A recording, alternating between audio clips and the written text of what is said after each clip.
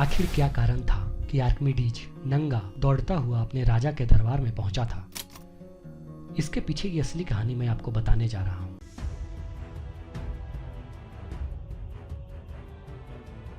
Archimedes की यह कहानी आज से करीब 2000 साल पहले की है, जब यूनान में राजा हिएरोन द्वितीय का शासन था।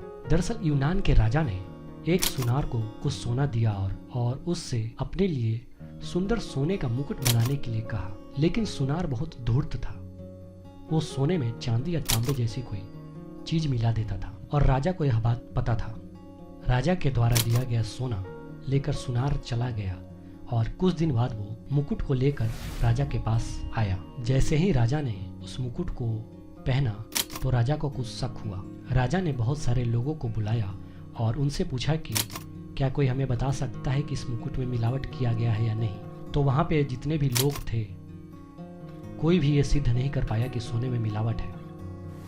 तब राजा ने आर्किमिडीज, जो कि एक प्रसिद्ध गणितज्ञ, वैज्ञानिक और अभियंता थे, उनको बुलवाया। आर्किमिडीज ने बहुत लंबे समय तक इस पर काफी सोच विचार किया, लेकिन उनको कुछ समझ में नहीं आ रहा था।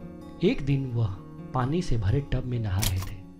तभी अचानक उन्होंने देखा कि जैसे ही वो पानी में गए, बहुत सारा पानी टब से बाहर निकल गया। तभी अचानक उनके दिमाग ने काम किया और राजा की जो समस्या थी उसका उन्होंने हल निकाल लिया। आर्किमिडीज अपने इस नई खोज से इतना ज्यादा खुश हुआ कि वह बिना कपड़े पहने नग्न अवस्था में टब से बाहर निकला और यूरेका यूरेका यानी मिल गया बोलते हुए बाहर भागने लगा।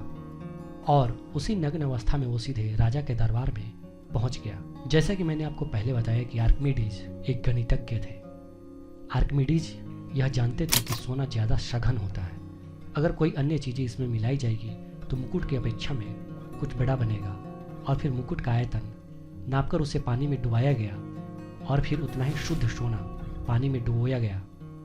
इस प्रकार दोनों के द्वारा हटाए गए पानी का भार किया गया और इस तरह से आर्किमिडीज ने सुनार की चोरी पकड़ ली और राजा को बता दिया और राजा को सारी बातें समझा दिया। इस घटना के साथ ही दुनिया में एक नया सिद्धांत सामने आया, जिसने न केवल आर्किमिडीज बल्कि पूरे संसार को बदल दिया। और आज इसी सिद्धांत पर पानी का जहाज भी बनाया जाता है। जैसा कि आप जानते हैं कि आर्किमिडीज के सिद्धांतों को आज इंजीनियरिंग के छात्रों को पुस्तकों में पढ़ाया जाता है।